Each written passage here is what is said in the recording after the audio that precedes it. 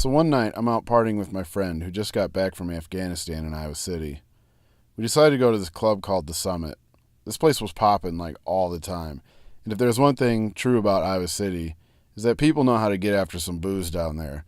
And I was definitely no different.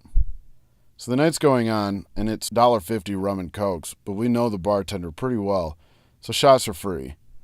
So I go to the bathroom at one point in an absolutely massive drunken haze.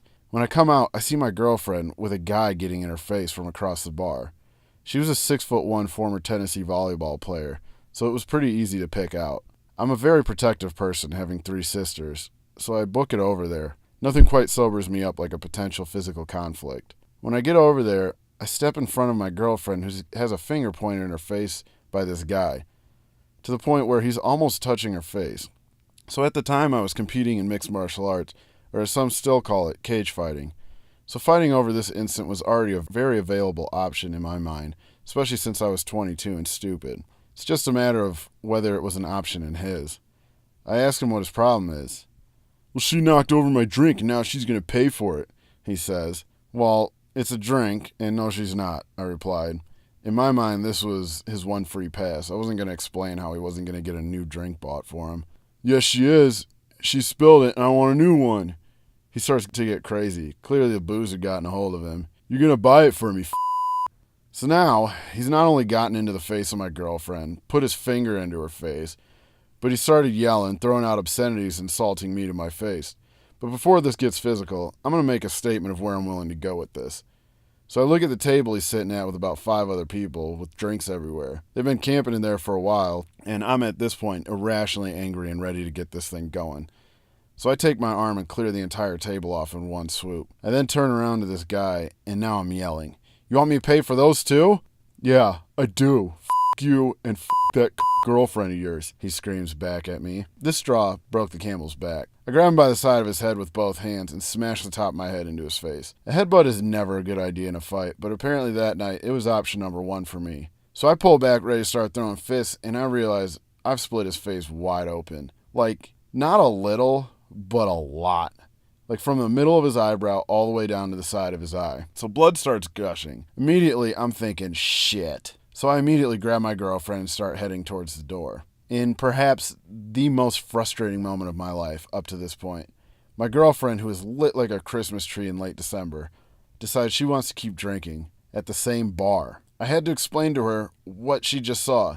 "Becca, I just killed a guy. Like, we gotta go yesterday." After probably a full minute, which felt like an hour, I finally get her to leave with me. We take off through the front door. So outside the summit, there are 3 directions you can go.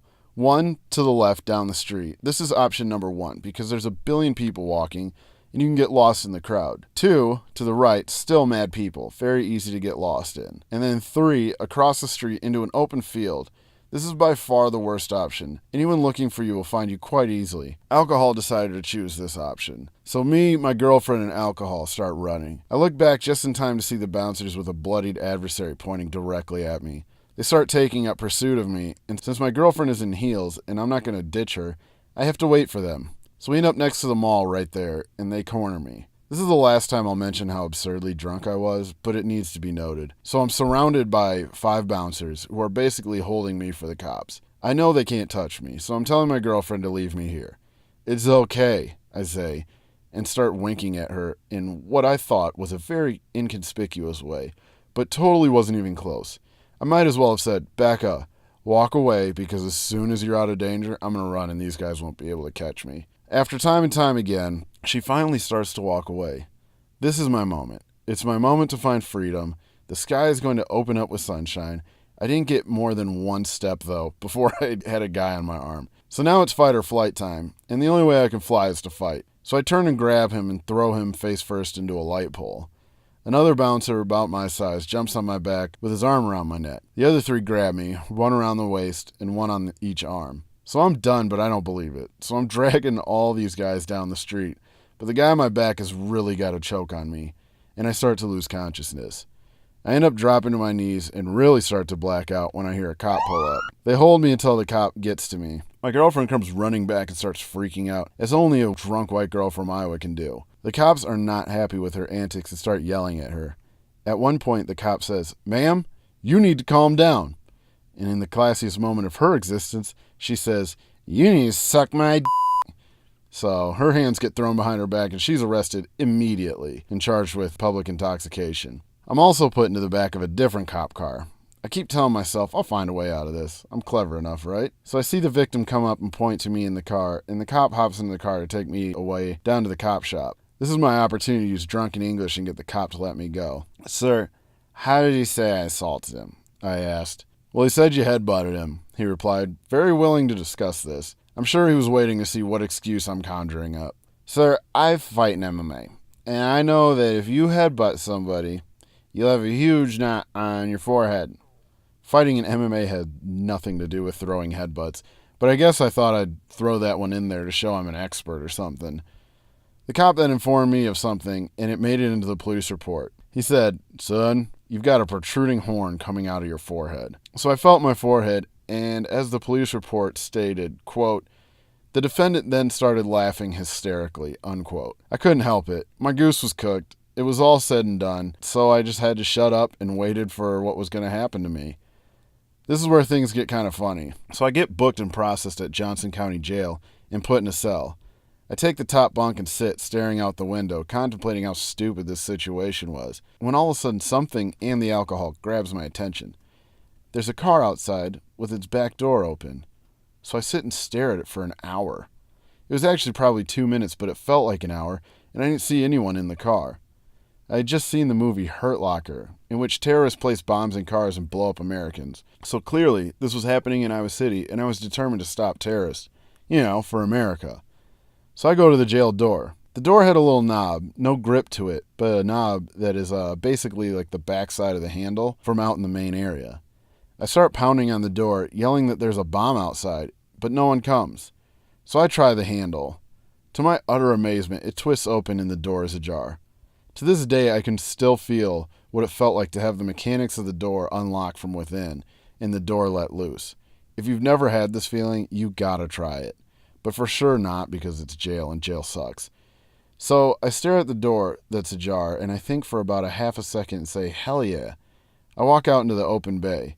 I was still locked into the area, but I was free to roam. So I go to the cell next to me, and there's two guys in there talking. Boom, boom, boom. I bang on the window, and they turn to me. I'm like, hey! And they get super pumped for me. So I go to the next door. Boom, boom, boom. Hey! They're pumped for me, too. We're all partying at this point. So I go to the next door, and there's a guy sleeping on the floor. I bang on the door. Boom, boom, boom. He doesn't move. So I bang some more. Boom, boom, boom. Still no movement. So I'm like bummed now. I bang once more. Boom, boom, boom. And he snaps over and yells, "What?" I just wave to him and say, "Hey," like everyone else. Right then, a cop with a new jailmate comes in and yells at the top of his lungs, "What the f*** are you doing out of your cell?" I say, "Your Honor, there's a bomb outside in the car." And he cuts me off. "Get back in your cell," he screams. The guy had to be thinking, what the f***? I continue. "But Your Majesty, I saw the Hurt Locker, and I know the Taliban." He cuts me off again. "Get the f*** back in your cell!" I oblige this time, and he puts the new guy in the cell with me. New guy was in for drunk driving. He asked me what that was all about, and I pointed to the car outside. He was now either convinced that there was a bomb in the parking lot, set there by the Taliban, or he simply wanted to appease my drunk ass. Either way, a cop comes to the door about 10 minutes later and says, "Nesson?" I go to the door. Time to save some lives. "Yes, Your Holiness, I am Nesson," I replied. "I've been told you're making bomb threats," he says. "No, Captain. I've seen the Hurt Locker, and there's a car in the parking lot with its doors open, and so clearly it's the Taliban," I managed to say. "So you're not threatening us with bombs," he replies. "What? No. I fucking love you guys with all my heart. I don't want to hurt you. I'm trying to save you, and quite honestly, doing your job before you." He replies that he'll send someone to check on it. A couple minutes later, 3 cops go out to the car, so apparently they believed me in some sense. The car had 4 people in it, and after the cops talked to them, they closed the door and drove away. So, no Taliban, just people being people. I woke up the next morning, 3 hours later at 7 a.m., to a meeting with a judge via television where he charged me with 2 counts of assault causing bodily injury, 1 for the dude's face and 1 for the bouncer who got thrown into the lamppost. The prosecutor, who normally pursues all charges in a case, had a family emergency in Virginia and had to drive all the way back to Iowa the morning before my first court hearing. Due to her massive workload she now had, she offered to drop the charge of the bouncer, which my lawyer said she wouldn't have been able to win anyway, and offered to give a deferred judgment on the original charge. So I had to pay restitution of $1,000 to fix the guy's face and stay out of trouble for a year, and it was off my record, which I managed to do somehow in the height of my crazy party days. None of my friends were awake to pick me up from the cop shop, so at 8 a.m., I walked all the way home, hungover, with a throbbing horn of a forehead, and a night I won't soon forget.